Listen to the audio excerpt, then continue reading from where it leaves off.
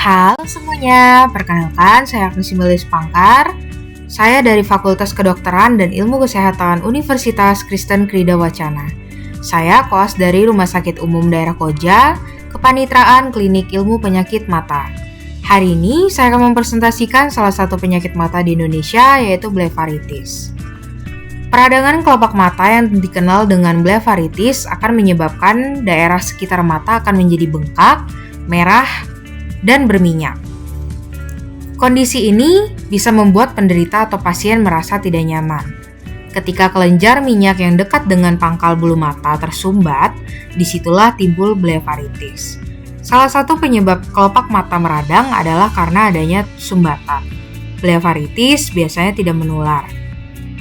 Blefaritis dibedakan menjadi dua, yaitu blefaritis anterior dan blefaritis posterior. Blefaritis anterior merupakan peradangan terjadi pada bagian kelopak mata bagian luar. Sedangkan blefaritis posterior merupakan peradangan terjadi pada kelopak mata bagian dalam, yang mana bagian tersebut bersentuhan langsung dengan bola mata. Seberapa sering sih terjadinya blefaritis? Di usia anak-anak, biasa dimulai pada usia pertengahan. Di Amerika Serikat melaporkan bahwa 37% hingga 47% pasien menderita blefaritis. Prevalensi keseluruhan pada pasien berusia di atas 40 tahun adalah 8,8%. Blefaritis anterior ini sering terjadi terutama pada perempuan yang usianya masih muda. Penyebab blefaritis pada blefaritis posterior disebabkan oleh kelainan fungsi pada kelenjar Meiboom. Kelenjar Meiboom adalah kelenjar yang berada pada bagian tarsal pada kelopak mata. Sedangkan blefaritis anterior disebabkan oleh terjadinya infeksi akibat adanya kutu di bulu mata, bisa juga akibat alergi kosmetik dan infeksi bakteri Staphylococcus.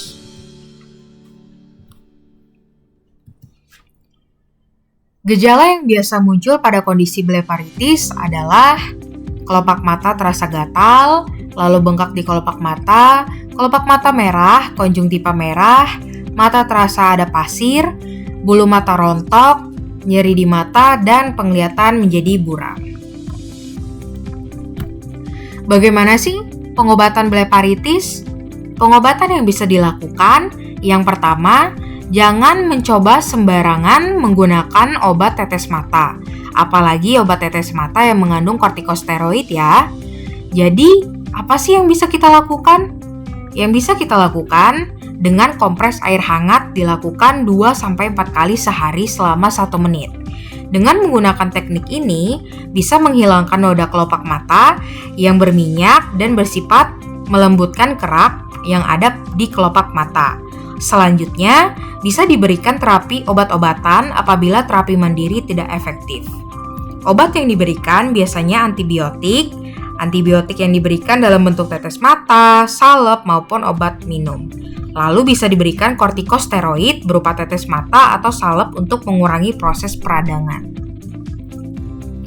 Jadi, kapan sih kita harus ke dokter?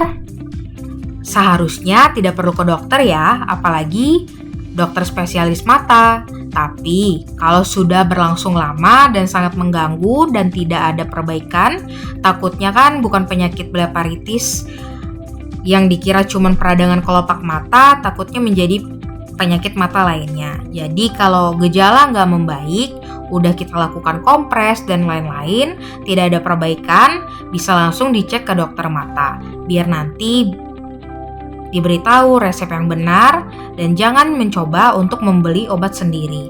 Itu bisa berbahaya, apalagi membeli antibiotik sembarangan.